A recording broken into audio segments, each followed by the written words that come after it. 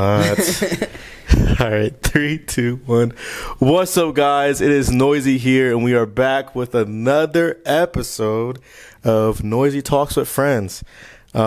Super excited about this one. I'm excited about everyone that I have on here just because it just means a lot to me that people want to come out and just talk. So, if you are new to the channel, like, comment, and subscribe. We are on our way to 1K. But this person right here, before I introduce him, introduce his name, we go way back. Like, our lives are kind of aligned in a way with like how we grew up, and I would agree with that. The things that we encounter, like our lives are kind of the same. But he is a good friend of mine that, you know, even after some years, we still check up on each other. We still reach out to each other, and, you know, we see each other in like random places, especially basketball related. Like, I might see him somewhere, he might see me somewhere. So it's truly an honor to have my friend here today. But today, It's an honor to be here, man. It's an honor to be here, for real. Let's go. Huge fan. You've had some great guests on here, man. Oh, wow. I feel like it's a privilege to be on here and just get to express myself. So, well, thank you for even saying that. Yeah. But today I have your name. Oh, Lane. Lane goes are loud and back. Sorry about that. You know, I'm an aspiring life coach, something to be. I don't know. I feel like I could bring a lot to the world, but I just don't know where that impact's gonna lay yet. We're pretty young. Might be all right, but I don't know. So I'm really striving. I'm really pushing, trying to find this this avenue, I guess. Yeah, and make an impact. It's good to see him do that, just because, again, we have been through a lot, especially as, you know, young adults and children. So it's like, to see that we are finally able to talk stuff out is amazing. Yeah. But again, if you are new to the channel, or if you're new to the episodes, this is Noiz.I Talks with Friends. I bring on a lot of people, friends, family, whatever, just to have conversation. Somewhat, some may be uncomfortable, but that's just because I want people to understand the safe space that we have in just conversation. I would never want to come at somebody. I would never want to have feud with anybody. It's specifically just having conversation. 6 questions that the interviewee never knows what the questions are. Kind of nervous. It's supposed to be for the reason of, like, I just like more organic answers. If I was to give you the questions pre you coming up here, you'd be like, oh, well, I can just fixate this answer. Right. Yeah. So I want to catch people off guard. I want to, I want to have just an organic conversation. But 6 questions. Are you ready? I think I'm ready. Okay, let's get into question number 1. When it is all said and done, will you have said more than you have? I'm sorry. When it is all said and done, will you have said more than you have done? Absolutely not. Absolutely not. Wow. Okay. I refuse to be, just a spoken dream. And I feel like that's something I'm super ambitious about. Like, I don't want to be out here speaking like I have all the answers, or I have all the, anything, because it is about action. Action is everything. And I just feel like to be more of a spoken, I don't know about legend or, whatever, that's how my life would be looked upon. I definitely want to be more about action than words, personally. And like, so like when I think about that question, it's again, go back to action, like just really understanding how the action needs to be put forth. A lot of people, like, they will never understand how to put the action there. So how do you put, I guess, the corny saying, put your money where your mouth is, or like how do you put the action along with what you have said? And that's not question number 2, by the way. Like, these are sub questions. Okay. Yep. So I feel like, I feel like in terms of action, you have to break action down, because, you could be doing something but not going anywhere. Mm-hmm. And I feel like I watched a lot of this. I've been trying to push my business for like 3.5 years now. And for a long time, I was doing stuff every day, but I wasn't going anywhere. I wasn't adding anything. I was really just I was running in a circle. So I feel like you really got to get strategic, and you really got to figure out the end goal. Like I said, I don't know where my legacy will lie, but I have to find that end goal. That way I can make the small steps to achieve it. So I'm not really sure if that answered your question, but that's how I look at action, and I don't know. Yeah. I think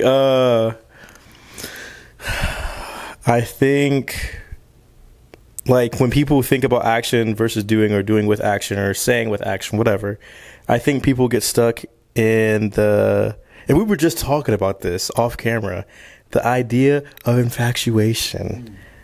And it's like, you see what you can do, you see what is done, you see what people can do, but it's like, are you just doing that for the sake of that, or for the sake of you actually love to do it? Yeah. And I feel like people kind of get that misunderstood. Like, just because you're putting the hard work in, blah, blah, blah, blah, but do you really love to do it, or are you doing it for the sake of X, Y, and Z? So I feel like that's a lot of where people get confused with, like, even with, for example, this video podcast that I'm doing, right? It's like, I love to do it because I see the change in my family. Oh my gosh, I'm about to cry. In my family. No, yeah. But like, how my family, like, we talk to each other now. Like, we're all in a group chat. Like, one of us might randomly say, "Hey, I love you guys. Hey, blah, blah, blah." And that's something that had to be started with someone. And, because it's affecting my family and now affecting my friendships, I love to do it. Yeah. Because the relationships you have now and later on in life affect who you are as a person. Right. So it's like, if I'm not, I don't want to say fixing is the wrong word. If I'm not building the relationships in a healthy manner, I'm never going to love to do it. I'm never going to love to do this. It'd just be me asking questions. Yeah. So go ahead. I think people have a big disconnect because, we're pushed. A lot's pushed upon us. Your parents could want you to be a lawyer or a doctor, but you could want to be a poet. And there's a lot of stereotypes that go into this stuff.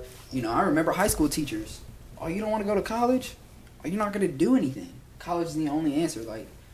So I think you really got to find your authentic niche to really find happiness, which I think is like one of the only true goals that everybody shares, is true authentic happiness. And I don't know if you really find that going to do something for your mom or going to do something for your society. I think you really got to find that intrinsic motivation and go get it yourself for what you're built to do, because I think we're all kind of built different. Come on. We all got our strengths, and you really got to find where to utilize them. And it's crazy that he even went that direction, because I was going to ask the second question, but I'm going to save that for later. But I'm going to go straight into, let's just say it's question number 2, whatever. Question number 2, going to the same school we did, and like, we're not going to shout out the school, but going to the school that we did, how did that change your perspective on how you viewed people when the people you trusted knew treated you poorly, right?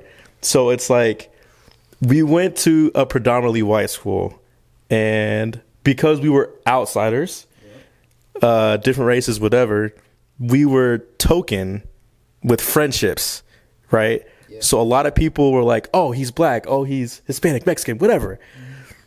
Let's be friends with them. But then it's like, let's also treat them like trash, because they don't know what it's like to have anything. Yeah. So it's like, if I show you how to, or I'm sorry, if I bring you into my world and I treat you like dog, you're always going to come back because you don't have this stuff. So I'm going to ask the question again. Okay.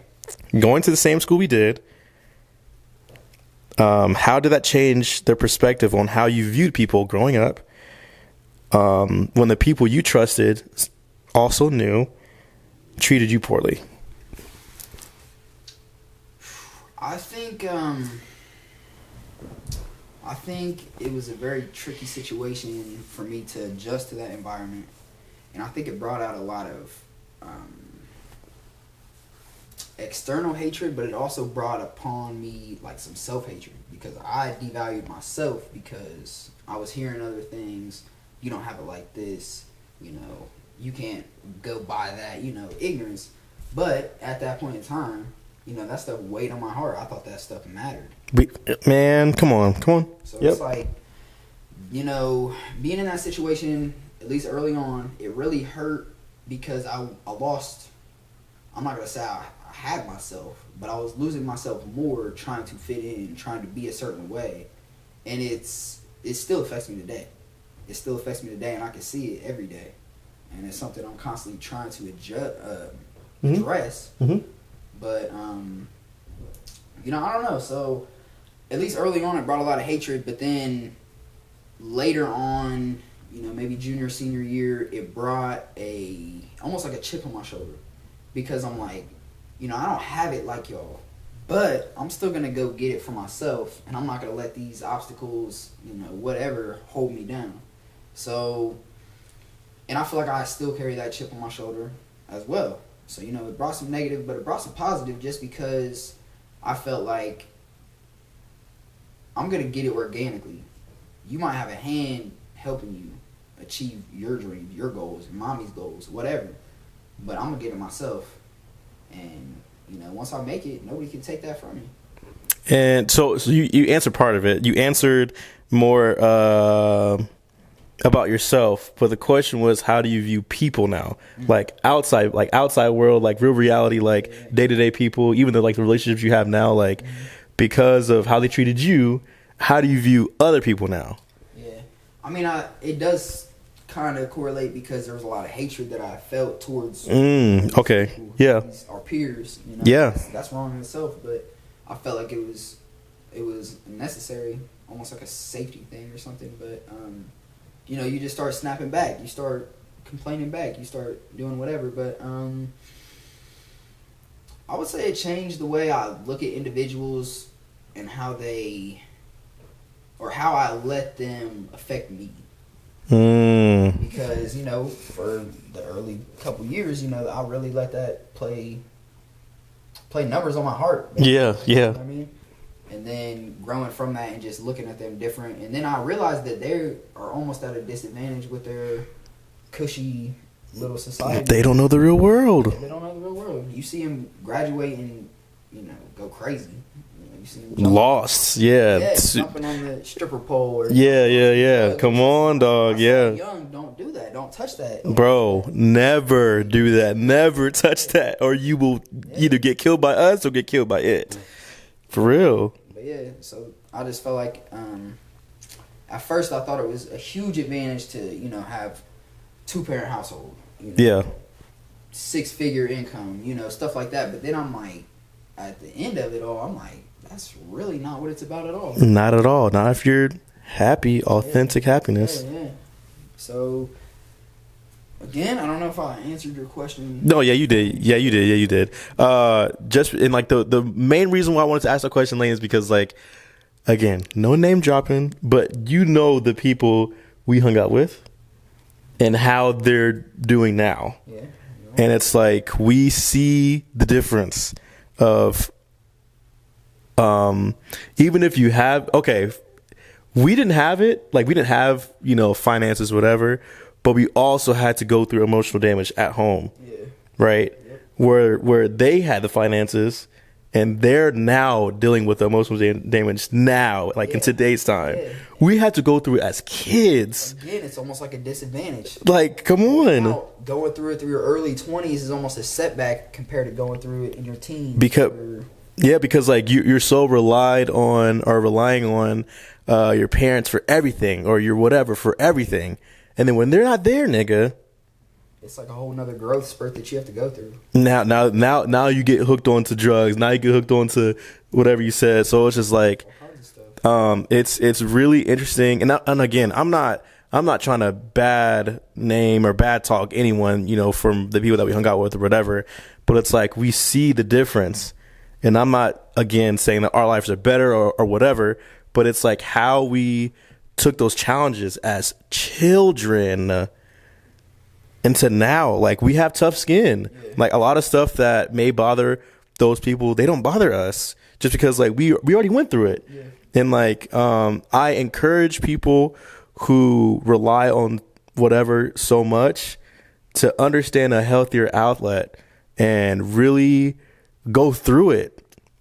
Because like you're going to go through stuff in life, but understand that like there's a positive side going through it. If you don't understand failure and you only understand success, how you know what it feels like if you don't go through it? And then when you do go through it, you want to kill yourself, or you want to have depression, or you want to, you know what I'm saying? So it's like, yeah, do not cope. Yes, just overcome it. I'm a psychology guy. Here we go. Yeah. There's this, I believe it's called natural evolution. Yeah. So okay, so your body, for example, you watch yourself go from 2 feet tall to 5 feet tall to what are you, about 5'2"? Anyways. I can't believe you trying to go on there. We're gonna move past it. Go ahead. So you watch your body evolve, right? Yep. Okay. Now your mind and your psyche is also evolving. Yes. Like at the same time. Now, you can't physically see it, so it's hard to identify. Right. But to just assume that your mind is going to stay the same is ignorance. Okay, so natural evolution is just ignoring the fact that you are evolving mentally and just being ignorant to it. And just that's when you go through all the troubles. That's when you go through crazy roller coasters. Because your psyche's like, you have to evolve. You can't stay the same. We're not a stay the same kind of species. Come on. You got to survive, you know what I mean? Like we haven't always lived in this cushy society that, Yeah, we had to survive growing up. Yeah, but I'm just talking about in the general public. Like, yeah. Like, a couple generations ago, we were, like, running to the well for water. You know what I'm saying? Yeah. We're just so blessed right now that it's hard for us to really see that we need to work on things. But the reality is, with all the vices in the world and all the distractions, we almost need to work harder than back in the day because they weren't constantly put through propaganda.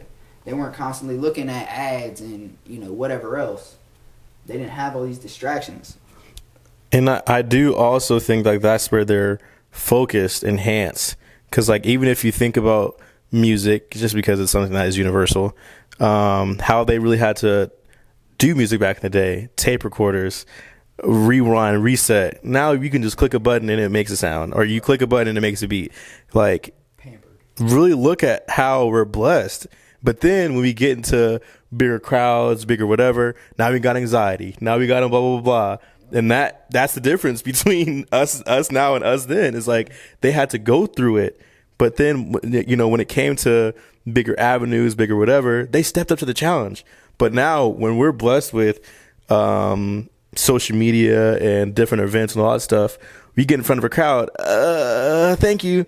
Why? Why is it like that? But it's because you don't really deal with the real world.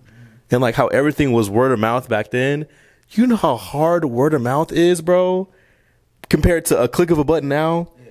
So it's just like, yeah. I mean, we can go on that for days, but I'm trying to keep on track here. Okay, so now I'm going to go to, If you got 7, I'm not mad. I have 6 questions, but this is interesting. Okay, so I'm going to... Okay. Question number 3.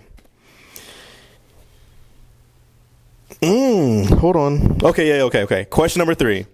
What kind of life do you want to live? Now, before you answer, let me kind of give you an example or scenario. Okay.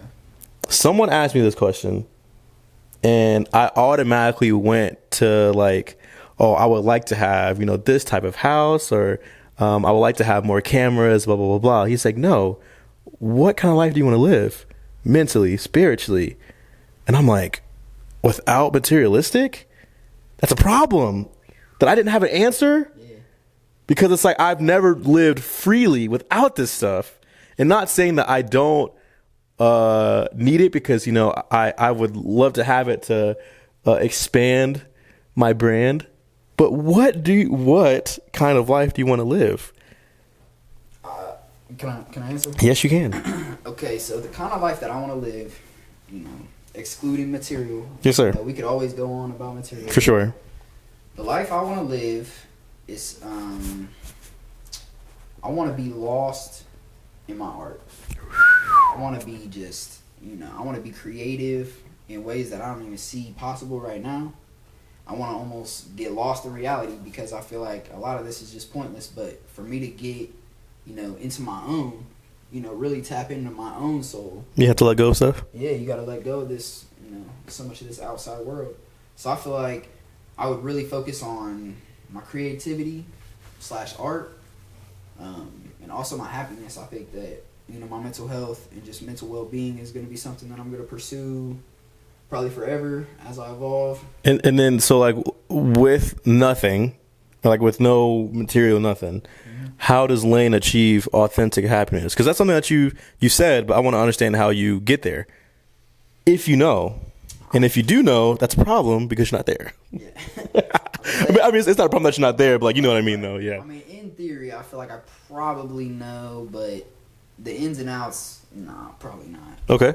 So I want to, self-love is such a big phenomenon for me. I feel like to love yourself unconditionally is a requirement to be truly happy. So I think that, self-love to the point of just, the self-judgments, the self-doubt, all that is just in the past. That would be a big one for me. And then also, I don't know where I was going to go with that. I was waiting for it. I was like, I don't know if he's going to lose his train of thought.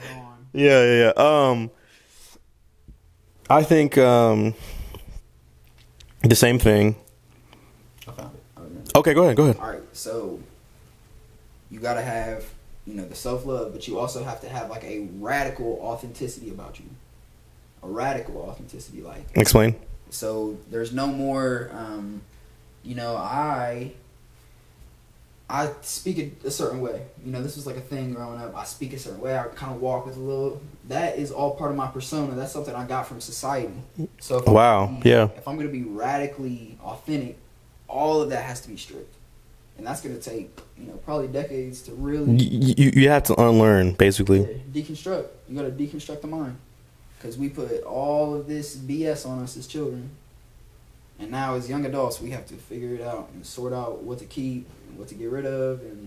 And that's not problematic, but you see the issue with it because you can't blame your parents because, you can't blame their parents and, whatever. But it's like with what they're given, then they gave it to you, but they haven't figured it out, but now we have to figure it out. It's like I see how much my immediate family count on me because, and I'm not saying that they're at the point in their life where I feel like they've given up, but in a sense I do, because it's like with the children you have, they are built for what you put down for them. And I think us trying to figure it out now is the hardest thing ever because it's like we were exposed to so much positively and negatively where it's like, well, what avenue works best for me? What do I love to do? What's going to make me happy? And like I feel like that's where people get lost is like trying to hone in on one thing when you have so many gifts. And one advice I will say is if you're good at everything, do everything. And understand this, right? For example, and I talk about this so much, guys, so I try not to, bring it up in every talk, but let's really bring this up, right? So I do video podcasts on the side. I may do freelance photography, videography, producing, writing music, creating music, engineering, editing now. And it's like, if I don't take the time to practice stuff every day or every other day, I'm going to lose it. Yeah. So would you rather lose all your gifts or one of your gifts or none of your gifts? I refuse to lose one of my gifts.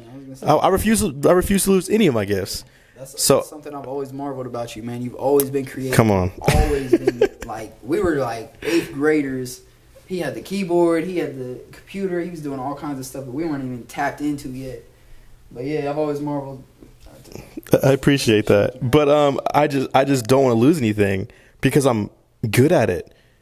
This gift was given to me from God for a reason. He wants to use it to me. He wants me to use it for a reason. How I'm going to use it is my choice.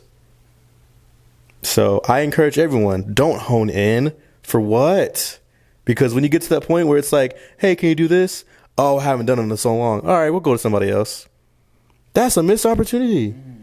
Hold on, I got a question. Yeah, for sure. All right, so, one of my dreams is to be a successful life coach. Yes, sir. You're telling me not to hone in. Don't niche out. Don't find a niche. How does that business plan look? Essentially trying to sell self-help without, specific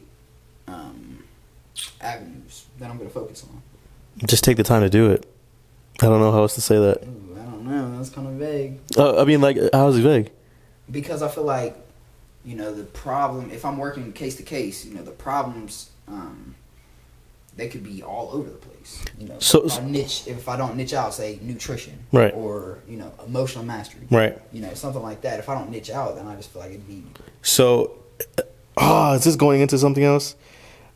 Okay, so we could. No, so let me ask this question first. I'll answer it, and then you'll answer it. Okay. So this actually goes. So we're on question 4, 3.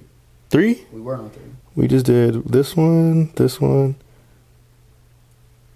You're on 3. No, we're on 4. Okay.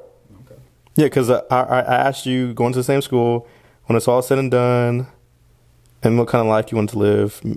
What kind of life do you want to live? Okay, so we're on 4. 1, 2, 3. Okay, so say what you said again so I can tie it all together. All right, so basically, you're arguing that I should not hone in on my business plan. But in my mind, there's no way to truly sell what I'm trying to do to a vague audience. I feel like I have to know more of what they want in order for me to get a paying client. Does that make sense? Yes. So what I mean by don't hone in is just because, like, we're multifaceted. So if you stop doing one thing, you'll forget it forever. So having the business plan is fine, but still make time to do everything else, right? And I feel like that's where it comes, like with your family, with your children, you make time to do certain things with them, you make time to do certain things with your family, and you also make time to do certain stuff with yourself. Yep. So what's the difference when you do it with your business plans, with everything else that you're good at? Just taking the time to do it is the problem. Your time management is the problem. Yeah. So that's why I feel like honing in is idiotic, because you are forgetting everything else. Okay. Does that help? I feel it. Okay. Going into question number 5. Wow, already number 5. Wow.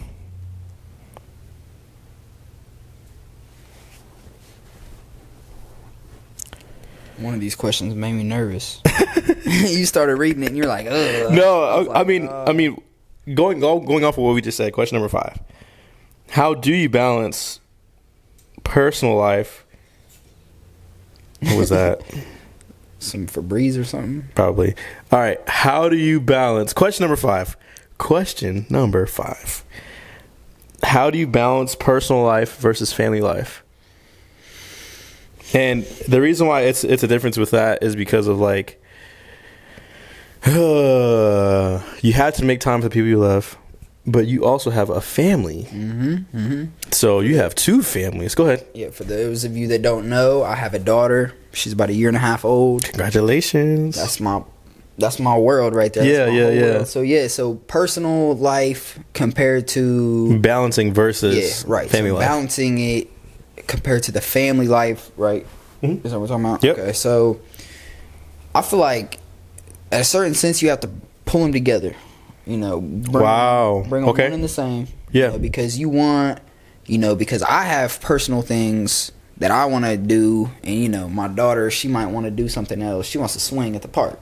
You know what I'm saying? So maybe I can hit something of mine, hit something of hers, and that's all in a family span. You know what I mean? So I think it's all about going within and really figuring out what matters to you. But at the same time, you got to consider work. you know, because we work like a third of our life and we sleep like a third of our life if you have the 9 to 5. So you got to balance, you know, your work, your family, sleep, and, you know, we're very artsy people. We're very artsy people, you know what I'm saying? So we have to have that that outlet also. So it is hard to balance it, but I think it's absolutely important. I think you have to. So it's important, but how well are you balancing it in reality? Currently, yes. Whew, I struggle with it sometimes. For sure. I definitely get my baby time in. You know, that's first on my list. You know, I'm doing that. I'm going to work. I gotta pay my bills. I gotta pay my rent. You know, whatever. So I'm doing that for sure. And you know, I hit the gym probably 3 or 4 times a week. You know, that's something that's good for my mental and my physical. You know, I try to play some basketball every now and then. That's good for my physical and my competitiveness. You know, I feel like if I'm real stagnant for a while and I'm not competing or like pushing myself, like I'll go crazy. I will just go all out. Yeah, like so I think those are some personal things that I have to make time for. Now the balance I can't say is always on point. You know, because I got a lot of moving parts. You know, I got the coaching, but then I also got the landscaping business. You know, so I feel like a lot of times I'm running pretty thin, but I definitely put the requirement of, you know, my kid that's first. You know what I'm saying? So balance, I don't know. It's kind of rough, but and get my daddy time in. Yeah, for sure. And like, how do you feel overall with how you're balancing it currently? Like, what areas do you feel like you could do better in? Yeah. I think that I do a pretty good balance. You know, like I said, my daughter is number one, and I'm satisfied with that. I think I'm a hell of a father. You know, I think I'm raising a hell of a daughter, and I'm super excited about her future. But, damn, what was your question? My fault. Basically just talking about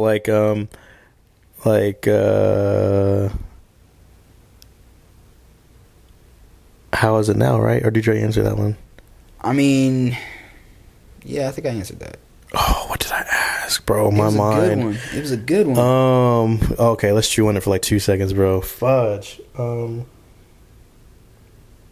Oh, how am I doing with it? How am I currently? Yeah. That's what you said, I thought. Yeah, I don't know. Man. Okay, bad. Yeah, My bad, man. You straight. Anyway, so, you know, I think I'm a hell of a father. I think that I do struggle with distractions at times and loneliness at times. Ooh, okay. Because, you know, when I'm not with my daughter, that would be the time, you know, because me and my baby mother are separated. So, you know, if she goes over there, you know, I have time alone. That's when I should have my dedicated work time. That's when I should be really focusing up on my coaching, my landscaping, you know, whatever else. But I oftentimes, I'm like, oh, I don't have any responsibilities. Let me take a nap. Let me chill. So I feel like I do all right with the bigger stuff, but I could definitely do better. Yeah, and I do see where it could be challenging because, like, especially when you're alone, like, you do just want to lounge around. And I feel like that's what separates people who do it on a day-to-day basis versus people who want to do it. Yeah. And that's what, because we were talking about off camera about, like, potential and how I believe potential is not a thing. If you want to do it, you're going to do it by any means necessary. And nothing's going to be in your way. And I feel like that's where we have to get as a collective, me included, but just do the things we love to do, want to do. Yes, we're going to be tired. That's fine. But we also have an advantage of us being young and in our 20s. Yep. And I'm not saying, you know, let's kill ourselves now so we can relax later. But let's continue to just grow and have knowledge of and grow as time goes on. Just because, again, of how we grew up. Like, we need to get to the point where we more than understand. Like, we just get it and do it. So don't limit yourself with the stuff that you're doing. Like, you are a father and I'm not, so I know it's a really different lifestyle for both of us, but I encourage you to do it for the sake of yourself and your daughter, and know that the outcome in the future is what you want it to be. Yeah. Not like the. Go ahead. I'm sorry. I mean, honestly, I just feel like that's almost more of a motivating factor. Yeah. Because now I have a daughter. Like she's there. Like yeah. I could be homeless and I could be all right, honestly. But I wouldn't be all right if my daughter was homeless. I'm not going to be all right if my daughter doesn't have a father figure that's productive in the society. And you know what I'm saying? So it's almost like a motivating factor. Like, I got to go that much harder because I have a kid. You know, so some people think it's just like it's a downfall. You know, it's going to take out of your pocket. It's going to take time away. It's going to take patience. It's going to take all these things. But, you know, that's a big-ass motivating factor. And I mean, it's essentially intrinsic because that is your seed. That is your child. That is your responsibility. I mean, I don't know how less external that could be. Yeah, honestly, Like, and it's so crazy because, like, you know, coming from the parents that we come from, like, and now you're a parent. 360. Like, how does that make you feel? Real quick before we go into I think this might be the last question. I love it. I love being a father. I love just the family environment. You know, when I was living with my baby mother, she has a son from a previous relationship. You know, so it was us four, and it was like, dude, that's all I ever wanted. You know, you recall conversations of our youth, like all I ever wanted was a true family just to come home to. Just, yeah. Sit on the couch and do shit. Because we didn't, I'm not going to say we didn't have it growing up, but it wasn't the best example that we wanted. So we want to give it to, and like, obviously that's going to obviously trickle down if we have kids. And I feel like that's something that's important because, you know, we always want to set the future generations up for a success and not really for, and that's something that I guess that's really bothered me with, like, if and when I ever have kids, is like, I want to be in the position where they don't have to worry about a thing. But then it gets to the point where it's like, I am afraid for my seed to have depression, anxiety, things that I went through as a child, just because, like, you know, they always tell us, well, enjoy your younger years, enjoy while you're a child, because once you get older, but you don't have to be tired when you get older, bro. Yeah. There's energy out there. And again, it goes back to, again, off camera. We were talking about this off camera, finding your community. What does that community do? What does that community support you to do? What is it encouraging to do? And we just have to continue to find that day by day. Like, you know, friends are one thing. Those are people that you hang out with or whatever. But who are the people that push you every single day, who support you every single day, who don't complain about, oh, we have to do this, oh, we got to do that. Dang, it's this early? Why? But I don't know, bruh. It's annoying. I'm tired of hearing that sort of thing, because then it trickles down on me. And then I'm like, whoa, dang, should I get up this early? Yeah. No. How you do one thing is how you do everything. Come on. No. Come on, Lane. Yeah. So, I mean, if you're half-assing it there, it's bound to happen elsewhere. So, people, find your community. Find it. I'm looking for y'all. if it's not where you're at, then you know it's in a different area. It could be a different city, different state, different country. But that's the beauty about traveling. That's the beauty about people, because there's a way to find it. So please, everyone, actively find your community. I gotta say something real quick. Go ahead. Sorry. So, you know, we were talking about traveling and how, you know, you can kind of change your environment and stuff. But what bothers me about traveling, like, you know, you could spend a lot of money on a lavish vacation, you know, and, you know, maybe that really does something for you. You can move across the country. Maybe that'll do something for you. But at the same time, you're still carrying those demons. You're still carrying all that conditioning. People want to act like just moving out of Springfield or moving across the country is just the end-all, be-all. That's just a new starting spot.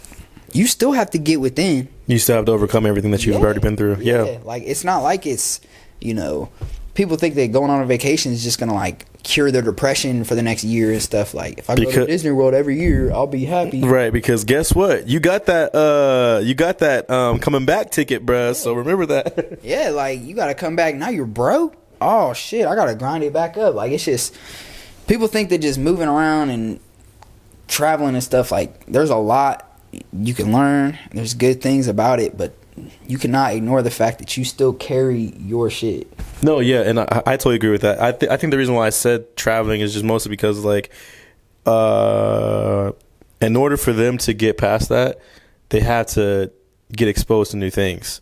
And that's something that I had to do, especially with this last trip I just went to. Like, I was down pretty bad mentally, and just because, again, like, no one was wanting to do the same things I wanted to do. Like, I was pushing for myself every day, which is a good thing.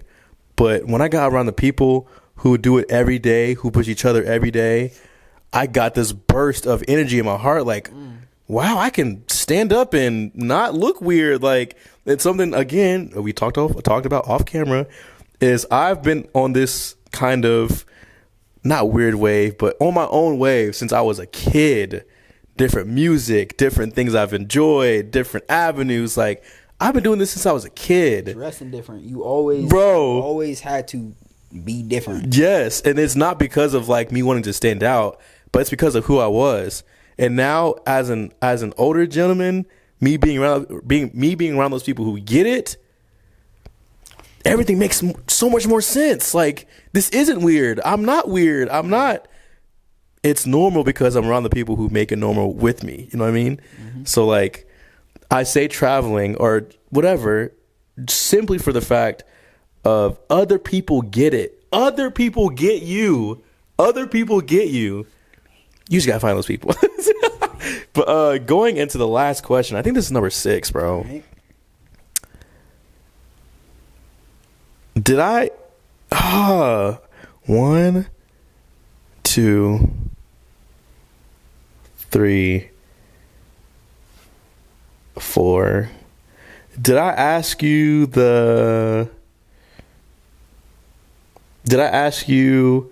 are you doing what you believe in question? You did not, but I'm interested. So this is question number 5 then. Okay. Wow. So So throughout this episode, guys, I'm like, because we're having such a good conversation, like it's kind of hard to keep up. So if I said question 5 earlier, just disregard that. Okay. Yeah. This is question number 5. Are you doing what you believe in, or are you settling for what you're doing? I would say that I'm absolutely not settling. I would say that I'm not doing exactly what I believe in yet, but I think I'm in that direction. And I can't say I'm satisfied with that answer, but I'm more happy to be trending in that direction than to just be sitting on my ass. You're aware of it. Yeah. So I feel like, I focus on my psychology, daily. I journal, I meditate. I try to eat healthy, exercise, do all the little things that I need to do for myself. But I can't say that I'm fully there. I still struggle with my 9 to 5. I still struggle with, negative thought patterns.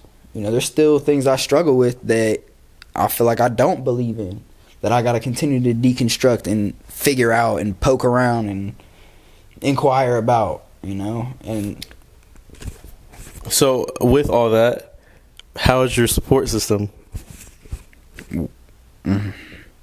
Where? No, but again, it goes back to your community, bro. And like I understand that, like, it gets to the point where it's like, where is it, blah blah blah. Mm-hmm. But for example, I worked at a warehouse, and because I worked third shift, I was working with a lot of older people because kids, whatever. The people who were coming in, like the first shift people, we had like a break time before I go back to my shift and before they start the shift. So like we can cross over, whatever. We were sitting out there, and he looked at me. He said, "What are you still doing here?" Mind you, this is only my second day. He said, "What are you still doing here?" I said, "I gotta work." He said, "Young man, I never want you to be in a position where you feel like you have to give up your dreams." Woo, I'm about to cry. When you feel like you have to give up your dreams for your family. I've been here 30 years, and I've regretted every single year. Come on, people. And that is the reality of That's the reality. You wake up 30 years later, you still have the same job. And I'm not saying that it's wrong, but you lose life, people. You only get one chance of life. Mm-hmm. And that's why it's so important for me to build those relationships, to find my community, to travel outside of what I know, to expose myself to new stuff, because it changes your view on everything. On everything. And that's why I feel like in my specific area that I'm in, I was going to say community, but this is not my community. In my area that I'm in, people that are behind me don't really understand unless it's exemplified. Is that a word? I think so. I'm gonna use it unless it's exemplified. It sounds nice. Like, Google search on that. Yeah, for sure. But just like people don't understand it unless they see it. So it's like if I can do it, I'm gonna do it. But I want you to see why I'm doing it, not just for the sake of me doing it. But then when I got to my recent vacation or whatever you want to call it, and I saw the people doing what I was doing it, when I saw the people doing what I wanted to do times 100, I'm like, bro. And I'm not saying that I'm not doing it at all, but I can be challenged, I can be supported, I can be understood. So as your friend, Lane, because you know I support you wholeheartedly, even though we may have our differences with whatever sports, whatever. whatever differences we may have, I will always be an understander and a supporter. But a person who gets what you're doing, I can't. And that's okay because your community may not be with me.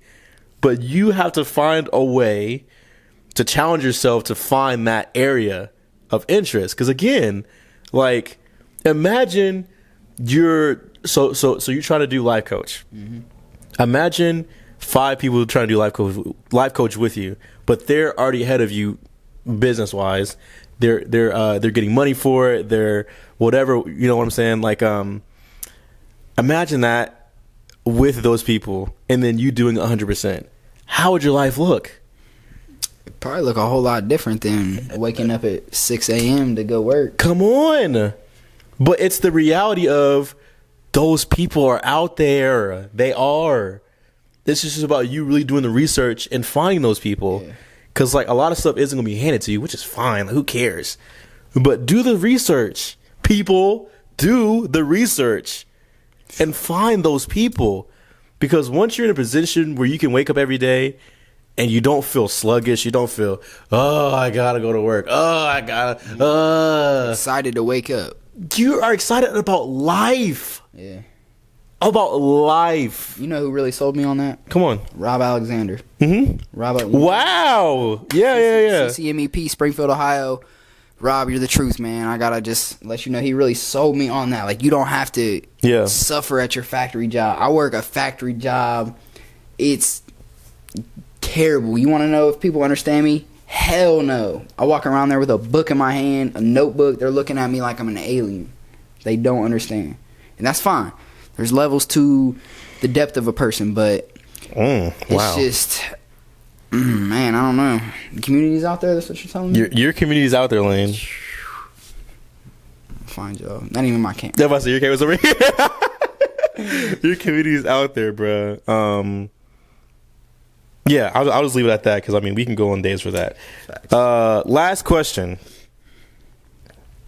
Question number 6. Wow. Question number 6. With how our society is, what are some things you wish to keep away from your children? And like, you know, this goes to, and I know, and I was so when I typed my script out, I was so excited to ask Lane this because I know Lane is not only like, you know, conspiracy theorist and like all that stuff. Like, Lane has a lot that he doesn't deal with, that he doesn't take BS from. Yeah. So I'm excited for this answer. Okay. So please, let me ask the question one more time. All right. How do you balance personal life? I'm sorry. Wow. That ain't it. That ain't it, cuz. With our society, with how our society is, what are some things you wish to keep away from your children? Whew. All right, so first things first, you know, from their youth, I want to keep, you know, the education system up out of my child. You know, just straight up. I really, like I said, I grind hard. You know, I grind hard because I want to be able to teach my daughter. I want to be able to homeschool her and be hands-on, because I think that our education system, it really tries to box you in. And, you know, we're talking about how to find an intrinsic motivation and how to really be yourself and live authentically, and that's not what the school system teaches you at all. It teaches you one answer and one answer only. Yeah. Yep. And it's like, so I definitely want to keep that away from my kids. I want to keep all of the terrible nutrition that we are spoon-fed away from my kid. Keep that shit away from us. We, I'm not going to say we got a perfect diet, but, I'm definitely big on the vegetables and the fruits, and just kind of, I will probably eventually be a vegetarian. Me too. Or a vegan. Yeah. Clear out. Only because of like an episode with my cousin. Thank you, Josh, by the way. Thank you, Josh. Basically saying how you prepare food, it's an energy transfer. So if you're feeling depressed and you cook the food and you give it to somebody, they're going to digest what you gave them. That's a bar, by the way. They say the same thing about water. No, for sure. Yeah. So it's like whatever you digest, you'll become. That is heavy. Go ahead, Dan. Go ahead, Lane. I'm sorry. Go ahead. So I guess that could be a rabbit hole right there. Yeah. So yeah, I mean, really, that just makes me want to speak to my water real nice, like every morning. Yeah. So going back to the question, the education, the nutrition is all BS. I want to keep my child away from, the social medias or the social norms of, what we think our child should be, and, the direction we're going. Because truthfully, the world is changing in so many different ways. Rapidly, we really don't know what society's going to look like in 10, 20 years. So we could be prepping them up to work factory jobs, and that shit could be robots by then. We really could set our children up for failure, similar to how we were set up. Our generation hasn't exactly been prepared properly, I'd say, with the changing developments of technology, medicine, just, No, yeah, I was going to say, like, I will say one thing I do think that our generation is doing better. One thing our generation is doing better is that we understand that there is freedom outside of what we know. And I think the more that because like people hate it, but like, how TikTok is, people blowing up overnight, or Instagram people blowing up overnight. Like, that's how quick your life can change. Just if you knew that, you could do it. Right. You know what I mean? But I feel like since we're pushing the idea of we can make, that's what it is. We can make our lifestyle an income. We can make our lifestyle a reality. Yeah. Like, and I don't mean lifestyle of like rich, famous, blah, blah, blah, blah. But we don't have to hate our lives every day. There's an avenue out there for us to do. We just have to do it. Okay, so basically I'm very selective when it comes to my daughter's outward experiences. I witnessed things that I didn't have to as a child, and I don't think that she needs to experience some of those things either. Now, there is a contrary to this. I could have $200,000 a year and raise my child in an environment like we came up.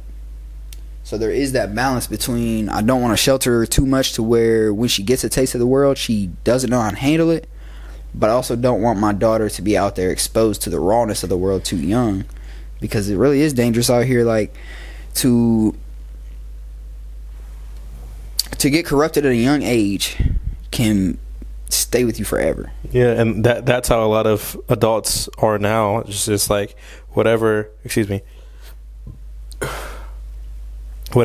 you as a child affects you still to this day. And that's something that you haven't unpacked, as me and my family call it. We call it unpacking something. How do you, whatever trauma you had when you were younger, did you unpack it when you're older, or is it with you?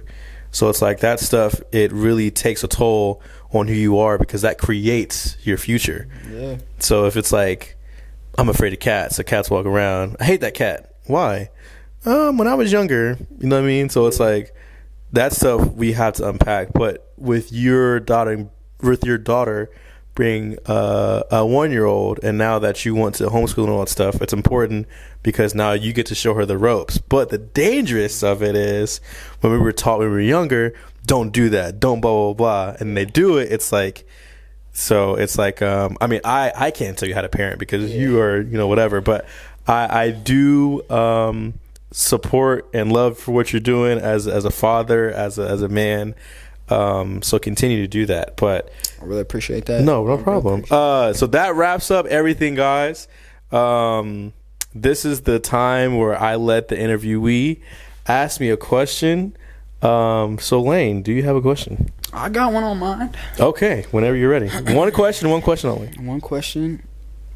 Anyway, I was curious as to if you, Noiz.I, would consider life coaching. Life coaching? Or therapy. Whichever. So they're different. For sure.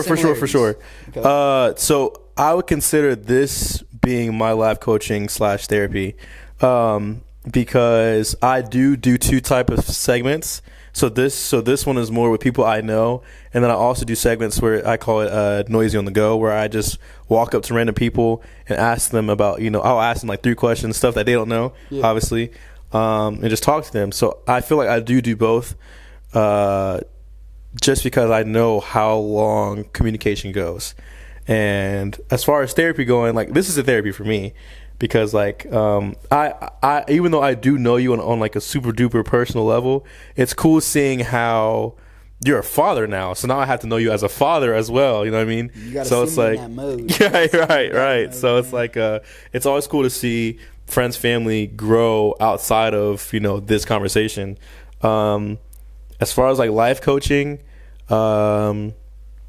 that's something that's hard for me to do, just because I'm still learning as every day, and like I feel that my impact and my influence could be a life coach rather than personal, because like like I said, I'm off camera. I said this. I'm an extremist. So if I feel like the person that I'm life coaching, whatever, doesn't go all out or doesn't whatever, I'm not going to want to mess with them, which is very messed up, by the way. Like, that's messed up, people. But I want to be able to come on, man. We're almost done. I want to be able to do it in a way where it's from a distance, so like they can just see me and see what I'm doing and be inspired that way. And like, then if they do have questions, I can answer specific questions, not like, what?